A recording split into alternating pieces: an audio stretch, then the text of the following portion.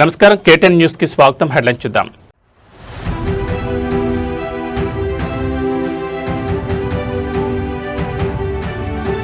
CM చంద్రబాబుతో నగర MLA గాలి భానుప్రకాష్ మర్యాదపూర్వక భేటీ.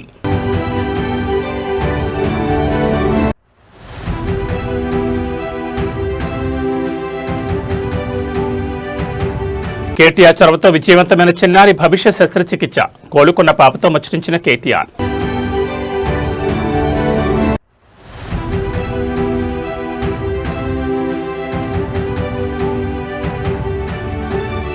నెల్లూరు జీజీహెచ్లో తీవ్ర విషాదం. సకాలంలో వైద్యం అందక తేజస్విని అనే యువతి మృతి.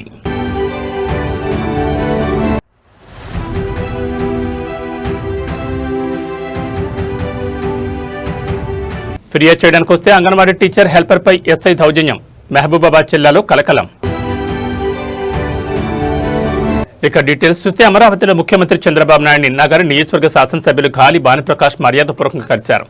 నగర నియోజకవర్గ పరిధిలో పెండింగ్లో ఉన్న పలు అభివృద్ధి పనులు, మౌలిక వస్తువుల కల్పన మరియు కోసల నగరం సెజ్ అభివృద్ధి అంశాలపై ముఖ్యమంత్రితో సుదీర్ఘంగా చర్చించారు. కోసల నగరం సెజ్ అభివృద్ధికి అందుబాటులో ఉన్న భూమి, విద్యుత్, నీటి సదుపాయం మరియు ఇతర మౌలిక వస్తువుల వివరాలను ఎమ్మెల్యే సీఎం దృష్టికి తీసుకెళ్లారు. సెజ్ను త్వరితగతిన పూర్తి చేసి పరిశ్రమలను తీసుకురావడం ద్వారా స్థానిక యువతకు ఉపాధి అవకాశాలు పెరుగుతాయని వివరించారు. అలాగే గండికోట రిజర్వాయర్ నుండి జీఎన్ఎస్ఎస్ ఫేజ్ 2 పనులను తొలగించినందున వాటి స్థానంలో ఇంటిగ్రేటెడ్ హార్టికల్చర్ డెవలప్మెంట్ ప్లాన్ కింద కైలాసగిరి కాలువ మరియు కైలాసగిరి లిఫ్ట్ ఇరిగేషన్ పనులను చేర్చాలని కోరారు. దీని ద్వారా రైతాంగానికి సాగునీటి ఇబ్బందులు తొలగిపోతాయని అభ్యర్థించారు. ఎమ్మెల్యే గాలి భానుప్రకాష్ వినతులపై ముఖ్యమంత్రి చంద్రబాబు నాయుడు సానుకూలంగా స్పందించారు. ఆంధ్రప్రదేశ్ ఐటీ క్రీడల శాఖ మంత్రి నారా లోకేష్ రేపు విశాఖపట్నంలో పర్యటించనున్నారు. విశాఖను ఐటీ మరియు క్రీడా రాజధానిగా తీర్చిదిద్దే దిశగా ఈ పర్యటనలో పలు కీలక అభివృద్ధి కార్యక్రమాలకు ఆయన శ్రీకారం చుట్టనున్నారు. భారత బ్యాడ్మింటన్ స్టార్ PV సింధుతో కలిసి మంత్రి లోకేష్ పలు కార్యక్రమాల్లో పాల్గొంటారు. పర్యటనలో భాగంగా విశాఖ తోటగారు వద్ద నూతనంగా ఏర్పాటు చేయనున్న PV Sindhu centre of badminton excellence అకాడమీకి మంత్రి Nara Lokesh badminton star PV సింధుతో కలిసి భూమి పూజ మరియు శంకుస్థాపన చేయనున్నారు. అంతర్జాతీయ స్థాయి వసతులతో రూపుదిద్దుకున్న ఈ సెంటర్ ద్వారా ఉత్తరాంధ్ర ప్రాంతం నుంచి ఎంతో మంది ఉత్సాహవంతులైన క్రీడాకారులను తీర్చిదిద్దే అవకాశం కలనుంది. అనంతరం విశాఖ ఇసుక తోట ప్రాంతంలో ఉన్న లాన్సమ్ స్క్వేర్లో ఏర్పాటు చేసిన ఐటీ దిగ్గజం IBM ఇన్నోవేటివ్ క్లయింట్ సెంటర్ను మంత్రి లోకేష్ సందర్శించనున్నారు. అక్కడ ఐటీ ప్రతినిధులతో సమావేశమై నగరం ద్వారా ఐటీ రంగంలో విస్తరించనున్న ఉద్యోగ అవకాశాలు మరియు మౌలిక వస్తువులపై చర్చించనున్నారు. మంత్రి లోకేష్ రాక సందర్భంగా విశాఖ జిల్లాధికారులు, పార్టీ నాయకులు విస్తృత ఏర్పాట్లు చేశారు.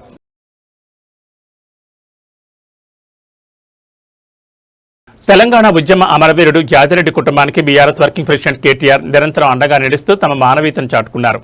ఇటీవల యాదిరెడ్డి తమ్ముడి కుమార్తె భవిష్యకు శస్త్రచికిత్స అవసరం కాగా కేటీఆర్ చొరవతో సర్జరీ విజయవంతంగా పూర్తయింది. కోలుకున్న చిన్నారితో పాటు కుటుంబ సభ్యులు నందినగర్లోని కేటీఆర్ నివాసంలో ఆయన్ను కలిసి హృదయపూర్వక కృతజ్ఞతలు తెలిపారు. గత నెల మొయినాబాద్ మండలం పెద్దమంగళారం గ్రామంలో అమరవీరుడు యాదిరెడ్డి కుటుంబాన్ని కేటీఆర్ పరామర్శించారు. ఆ సమయంలోనే చిన్నారి భవిష్య ఆరోగ్య సమస్యను తెలుసుకున్న కేటీఆర్ ఆందోళన చెందొద్దని కుటుంబానికి ధైర్యం చెప్పారు. పార్టీ తరపున మెరుగైన వైద్య చికిత్స అందించేలా తక్షణ చర్యలు తీసుకోవాలని ఆదేశించారు. ఇచ్చిన మాట కట్టుబడి చిన్నారికి విజయవంతంగా చికిత్స చేయించడంతో కుటుంబ సభ్యులు ఆనందం వ్యక్తం చేశారు. నందినగర్ నివాసంలో చిన్నారి భవిష్యత్తు ఆప్యాయంగా మాట్లాడిన కేటీఆర్ ఆమె ఆరోగ్యాన్ని అడిగి తెలుసుకుని బాగా చదువుకోవాలని దీవించారు. ఈ కార్యక్రమంలో మాజీ మంత్రి ఎమ్మెల్యే సబితా ఇంద్రారెడ్డి కూడా పాల్గొన్నారు. క్లిష్ట సమయంలో తమ కుటుంబానికి భరోసానిచ్చిన కేటీఆర్కు అమరవీరుడు యాదిరెడ్డి కుటుంబం ప్రత్యేక ధన్యవాదాలు తెలిపింది.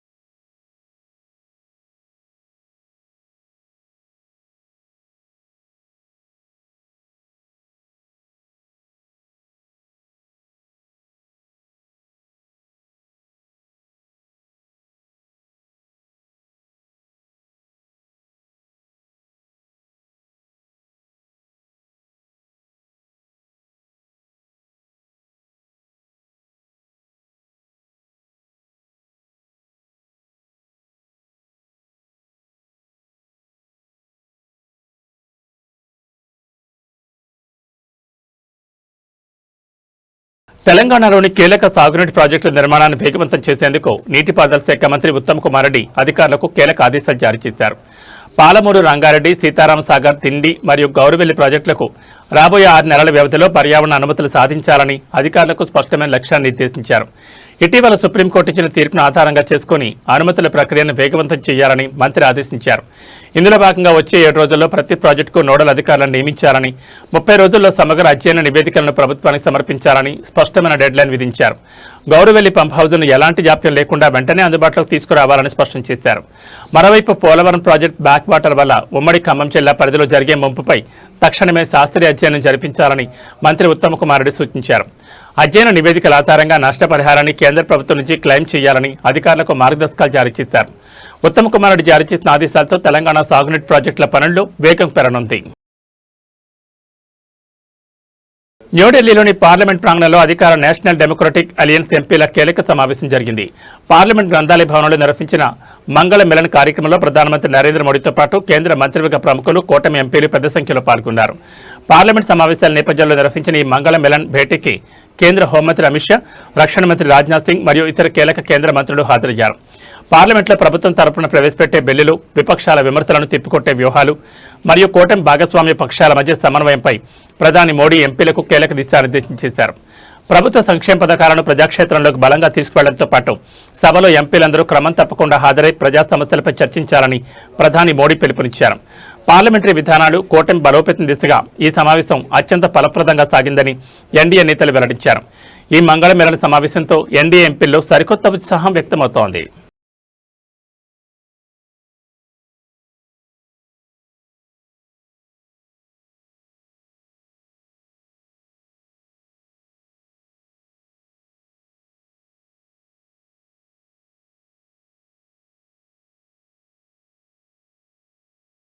నెల్లూరు ప్రభుత్వ పెద్దాసుపత్రిలో అత్యంత దారుణమైన సంఘటన వెలుగుచూసింది. సకాలంలో వైద్యం అందక డ్యూటీలో వైద్యులు అందుబాటులో లేకపోవడంతో తేజస్విని అనే యువతి ప్రాణాలు కోల్పోయింది. కార్పొరేట్ ఆసుపత్రిలో వైద్యం చేయించుకునే స్తోమత లేక ప్రభుత్వ దవాఖానాకు వస్తే శవాన్ని చేతికిచ్చారంటూ మృతురాలి కుటుంబ సభ్యులు ఆసుపత్రి ముందు తీవ్ర ఆందోళన దిగారు. ఆదివారం రాత్రి తీవ్ర అనారోగ్యంతో బాధపడుతూ నెల్లూరు జీజీహెచ్లో చేరిన తేజస్వినికి సరైన సమయంలో అత్యవసర చికిత్స అందించడంలో వైద్యాధికారులు విఫలమయ్యారని బాధితులు ఆరోపిస్తున్నారు. డ్యూటీ డాక్టర్లు అందుబాటులో లేకపోవడమే ఈ ఘోరానికి కారణమని మండిపడ్డారు. రాత్రి 12 గంటల నుంచి తెల్లవారుజామున 3 గంటల వరకు ఆసుపత్రి ఎదుట మృతురాలి బంధువులు, స్థానికులు బైఠాయించి నిరసన తెలిపారు. సమాచారం అందుకున్న పోలీసులు సంఘటనా స్థలాన్ని చేరుకుని ఆందోళనకారులను అదుపు చేసేందుకు యత్నించారు. ఈ క్రమంలో పోలీసులు మరియు మృతురాలి బంధువుల మధ్య తీవ్ర వాగ్వాదం, తోపులాట చోటు చేసుకోవడంతో వాతావరణం ఉద్రిక్తంగా మారింది. నిర్లక్ష్యంగా వ్యవహరించిన డాక్టర్లపై కఠిన చర్యలు తీసుకోవాలని, తమకు న్యాయం చేయాలని కుటుంబ సభ్యులు డిమాండ్ చేస్తున్నారు. ప్రభుత్వ ఆసుపత్రిలో జరిగిన ఈ సంఘటన స్థానికంగా తీవ్ర కలకలం రేపింది.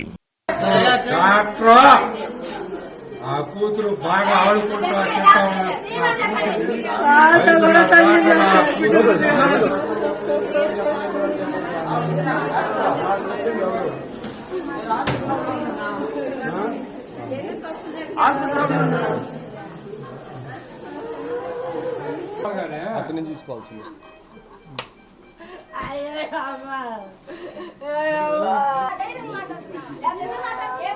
నా కాడ రిపోర్ట్ తో సహా ఉంది.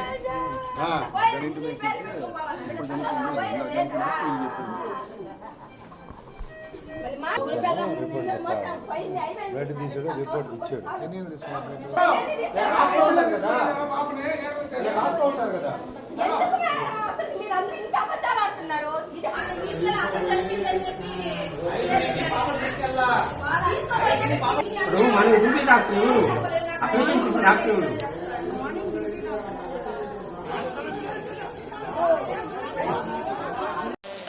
నా బిడ్డ నాకు వస్తుంది అయ్యా,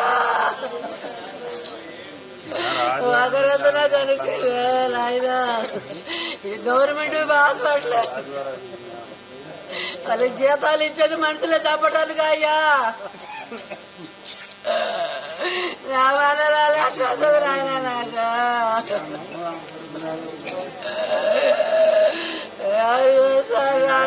గోదావరి నది ఉగ్రరూపం దాల్చడంతో ఏజెన్సీ ప్రాంతాలు జలదిగ్బంధంలో చిక్కుకున్నాయి. దేవీపట్నం మండలంలోని ప్రసిద్ధ గొందూరు గండిపోచమ్మ ఆలయం నీట మునిగింది. నిన్నటి వరకు పూర్తిగా వరద నీటిలో మునిగిపోయిన ఈ ఆలయం నేడు నీటి మట్టం స్వల్పంగా తగ్గడంతో గోపురం శిఖరం బయటకు కనిపిస్తోంది. వరద నీరు చుట్టుముట్టిన ఆలయం పూర్తిగా నదిలో మునిగిపోయినా అమ్మవారికి నిత్య పూజలు మాత్రం ఆగలేదు. ఆలయ గిరిజన పూజారి వెంకన్న ద్వారా ప్రాణాలను సైతం లెక్క చేయకుండా పడవపై వెళ్లి నదిలో మునిగి ఉన్న గండిపోచమ్మ అమ్మవారికి నైవేద్యం సమర్పించారు. వరద మట్టం శిఖరం వరకు ఉన్నప్పటికీ పడవలోనే ఉండి నివేదన సమర్పించి భక్తి శ్రద్ధలతో గోదారమ్మకు హారతిచ్చారు. నది మధ్యలో ప్రవహిస్తున్న ఉధృతమైన నీటి ప్రవాహంలో పడవపై వెళ్లి పూజారి పూజలు చేసిన దృశ్యాలు స్థానికులను భక్తులను విశేషంగా ఆకట్టుకున్నాయి. దేవీపట్నం మండలంలో వరద నీరు ఇంకా ముంపు గ్రామాలనే ముంచెత్తుండటంతో అధికారులు అప్రమత్తమయ్యారు. గిరిజన పూజారి వెంకన్న ద్వారా భక్తి శ్రద్ధలకు నిష్ఠకు అందరూ నీరాజనాలు పడుతున్నారు.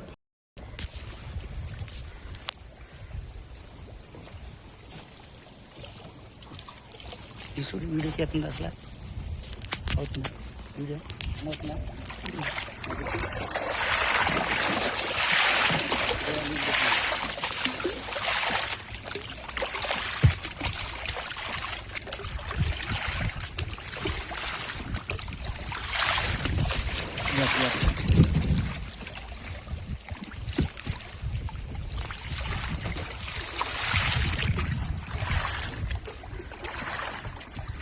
మహబూబాబాద్ జిల్లా దంతాలపల్లి పోలీస్ స్టేషన్ పరిధిలో దారుణమైన ఉదంతం వెలుగుచూసింది. తమను అసభ్యకరంగా వేధిస్తున్న వ్యక్తిపై ఫిర్యాదు చేసేందుకు వెళ్లిన అంగన్వాడీ టీచర్ హెల్పర్ పట్ల దంతాలపల్లి ఎస్ఐ రవికుమార్ అత్యంత నీచంగా ప్రవర్తించారు.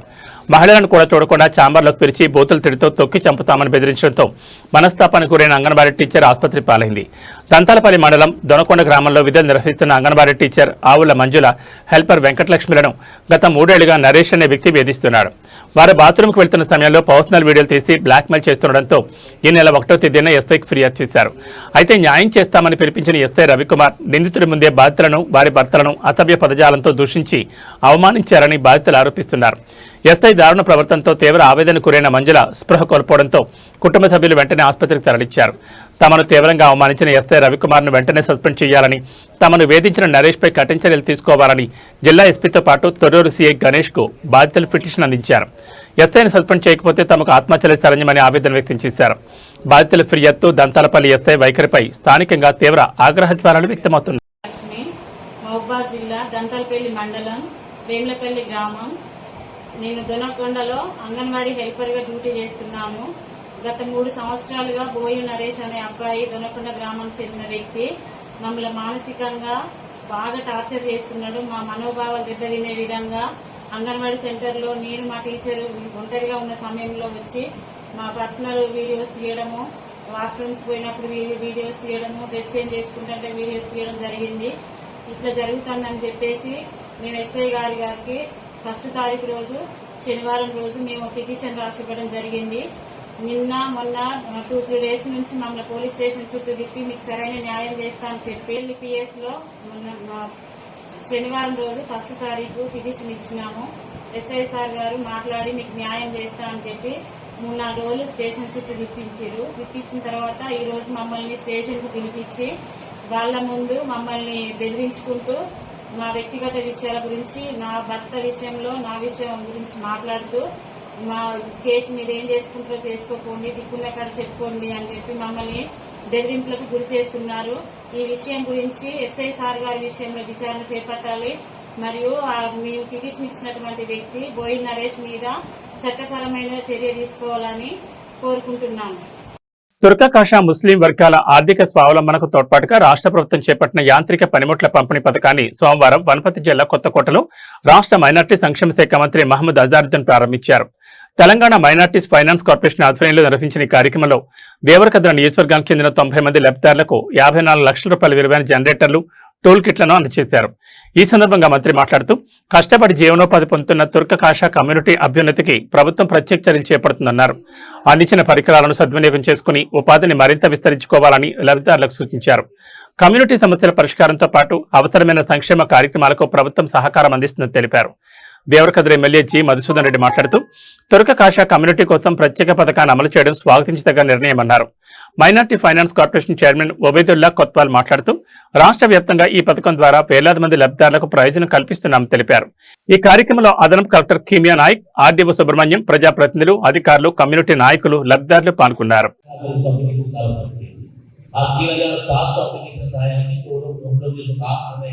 अगर सुबह से शाम तक काम करता है तो पास में नहीं कर सकते हैं, पत्थर रखना मुश्किल है.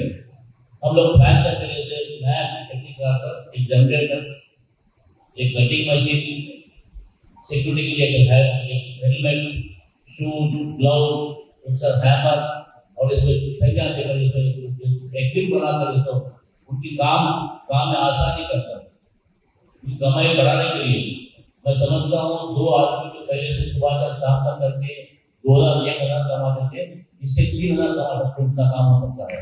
ये प्लान करके सपोर्ट लाए आज 12 करोड़ की लागत से आज तेलंगाना में 2000 लोगों को बांटने के लिए आज इसको ऑर्गेनाइजेशन सब बात चल पड़े।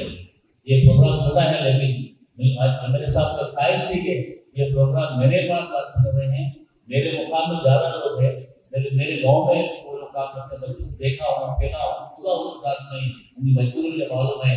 चित्रांगन हो, बक्सर हो, एचपी हो, नागा हो, होतलपल्ली ऐसे गाँव में लोग हैं, या उनके लिए मैं खुद दूंगा पैसा बुलाना फैसला किया है, इसीलिए यहाँ पर आगे इसे प्रोग्राम करेंगे। उसको पूरा हमारा उम्मीदना सपोर्ट करके दिला रहे उसको। वही बोले तो बहुत ज्यादा लोग मेरा काम बोले तो वही काम पे गुजारिश कर रहे, वो लोग पूरा चल रहे। वो लोग आज हमारा तरफ से गवर्नमेंट की तरफ से पूरा 100% सब्सिडी, पूरा 100% सब्सिडी से पूरा देना। अभी भी जो इसको दिया है, फिर बाद में भी कंपल्सरी देने के लिए पूरा नामा कोई भी कितना आदमी थे तो उतना आदमी को देने के लिए निवेदन ऑलरेडी गवर्नमेंट से बात करे। जब तक आपको अप्लाई करते को देने के लिए हम तैयार हैं, बोलके गवर्नमेंट की तरफ से हमारा आपका तरफ से चीफ मिनिस्टर साहब को भी शुभकामना दे रहा हूँ। आज अदर दिन साहब एक इसका काम के लिए मैं रिक्वेस्ट कर रहा, आप चीफ मिनिस्टर के बन के प्रोग्राम का आना बन के पूछे तो फोन पे पूछा, मगर पर्सनल भी नहीं किया उसको, फोन पे ही पूछा उसको। वो मान के ये कार्यक्रम मुखिया अतिथि बोल के इधर आ गए। उसके लिए मैं अजय भाई को बहुत बहुत हमारा कांग्रेस की तरफ से आपको అదే విధంగా ముఖ్యంగా ఈరోజు ప్రజాప్రభుత్వంలో అన్ని రంగాలకు అన్ని వర్గాలకు సమన్వయం చేయడంలో ఈరోజు మన గౌరవ ముఖ్యమంత్రి గారు ఏ విధమైన కీలక పాత్ర పోషిస్తున్నారో మీరు ఒకసారి ఆలోచన చేయాలి। आपके लिए अच्छा डेवलपमेंट हुआ और उनके लिए भी दुआ करना कि हम जो अच्छा आपके लिए काम करें और अच्छे से अच्छा काम करें, उनके लिए उनकी सेहत के लिए अच्छे के लिए दुआ करना। जिनका मैं फिर से यहाँ पे बहुत शुक्रिया अदा करूँगा कि उन्होंने इतना कम्युनिटी के बारे में सोचा है और जो भी आपके प्रॉब्लम है, जो भी आप लोग ने कहा यहाँ पे, मैं पूरी तरह से कोशिश करूँगा। और मेरे साथ में भी जो भी 4-5 काम है, जो मोस्टली सारे साले के काम है, इंशाल्लाह जरूर हम पूरी कोशिश करते हैं, इसको भी पूरा करने की कोशिश करेंगे। ये मेरा काम आपके लिए काम कर रहा है, मेरा दूसरा काम नहीं। अभी क्रिकेट तो खेलने से का लोग कोई सेलेक्ट नहीं करेंगे, क्योंकि सिलेक्शन प्रोसेस भी बहुत मुश्किल हो रहा है, लेकिन ना हर सिलेक्शन भी लोग लड़ रहे हैं, क्योंकि इनको ले तो मैं कहने देता मैं आपके लिए काम के लिए आपका जो भी काम रहेगा मैं जरूर करूँगा। आप लोग जो भी मुश्किल आता है हम लोग ज़्यादा से ज़्यादा हल करने की कोशिश करेंगे। समटाइम्स काम थोड़ा लेट होता है, समटाइम्स काम जल्दी हो जाता है, आप बिल्कुल उसमें नाराज नहीं होना चाहिए, लेकिन हमारी पार्टी को आपको हर बार सपोर्ट करना चाहिए कि मेरे सामने भी कहा है यहाँ पे आप लोग भी करना। आपको आपका नाम इतना बड़ा है, बड़े साहब है, तो आपका नाम बड़े साहब में लेना। రాజన్న సిరిసిల్ల జిల్లా ముస్తాబాద్లో తీవ్ర పొలిటికల్ డ్రామా నెలకొంది। స్థానిక గ్రామ పంచాయతీ భవనానికి పార్టీ రంగులు వేయడంపై కాంగ్రెస్, బీఆర్ఎస్, బీజేపీ నాయకుల మధ్య తీవ్ర వివాదం చెలరేగింది। ప్రభుత్వ భవనాలకు ఒక పార్టీ రంగులు ఎలా వేస్తారంటూ ముస్తాబాద్లో ప్రజాప్రతినిధులు, పార్టీ కేడర్ పరస్పర ఆరోపణలు దిగడంతో ఒక్కసారిగా హైటెన్షన్ వాతావరణం ఏర్పడింది। గ్రామ పంచాయతీ భవనానికి నిబంధనలకు విరుద్ధంగా రంగులు వేశారని ఆరోపిస్తూ ప్రతిపక్ష నాయకులు ఆందోళన దిగారు। ప్రభుత్వ ఆస్తులను రాజకీయ ప్రయత్నాల కోసం వాడుకోవడం సరికాదని మండిపడ్డారు। ఈ క్రమంలో అధికార ప్రతిపక్ష పార్టీల కార్యకర్తలు పెద్ద సంఖ్యలో పంచాయతీ భవనం వద్దకు చేరుకోవడంతో ఒకరినొకరు నెట్టివేసుకుంటూ తీవ్ర వాగ్వాదానికి దిగారు। సమాచారం అందుకున్న పోలీసులు వెంటనే ముస్తాబాద్ పంచాయతీ కార్యాలయం వద్దకు చేరుకుని 2 వర్గాలను అదుపు చేసేందుకు యత్నించారు। ముందస్తు జాగ్రత్తగా ఆ ప్రాంతంలో భారీగా పోలీసులను మోహరించారు। ప్రభుత్వ భవనంపై ఉన్న పార్టీ రంగులను వెంటనే తొలగించి తటస్థ రంగులు వేయకపోతే ఆందోళన తీవ్రతరం చేస్తామని ప్రతిపక్షాలు హెచ్చరించాయి। రంగుల రగడతో ముస్తాబాద్లో రాజకీయం మరింత వేడెక్కింది।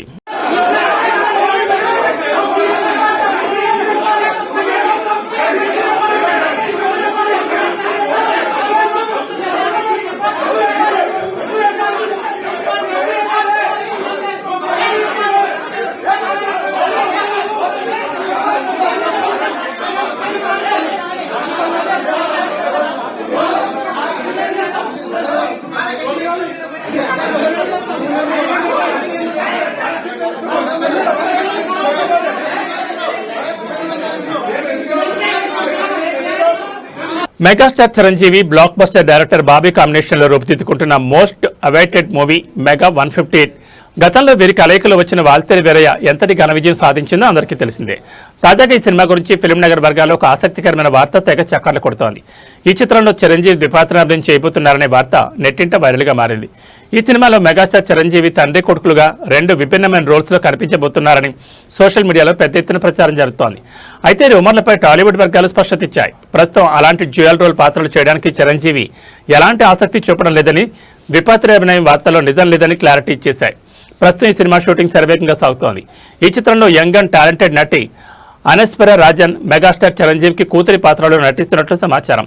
తండ్రి కూతుల సెంటిమెంట్ మరియు మాస్ ఎలిమెంట్స్తో డైరెక్టర్ బాబీ ఈ చిత్రాన్ని అత్యంత ప్రతిష్టాత్మకంగా తెరకెక్కిస్తున్నారు. బాబీ చిరంజీవి కాంబో మరోసారి బాక్సాఫీస్ వద్ద రికార్డు సృష్టిస్తుందని మెగా ఫ్యాన్స్ ధీమా వ్యక్తం చేస్తున్నారు. బంగారం కొనుగోలుదారులకు స్వల్ప ఉపశమనం లభించింది. హైదరాబాద్ బులియన్ మార్కెట్లో పసిడి ధరలు స్వల్పంగా తగ్గుముఖం పట్టాయి.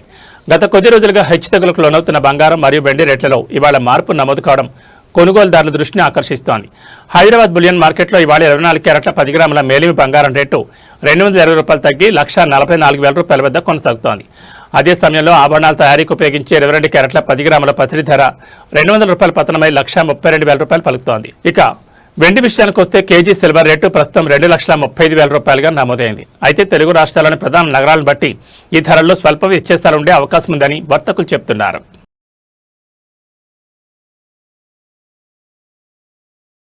తెలంగాణ ప్రజలకు వాతావరణ కేంద్రం కీలక హెచ్చరిక జారీ చేసింది. హైదరాబాద్ నగరంతో పాటు రాష్ట్ర వ్యాప్తంగా పలు జిల్లాల్లో భారీ వర్షాలు కురుస్తున్నాయి.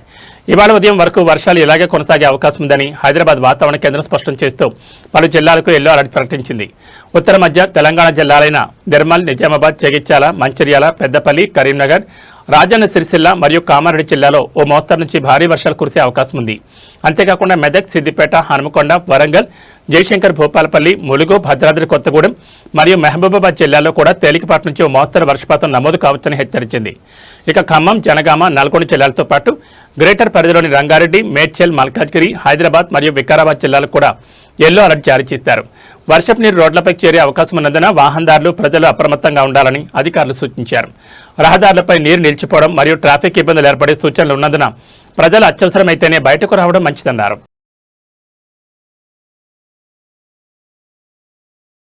ఈ బులెటిన్ విశేషాలు. నమస్కారం.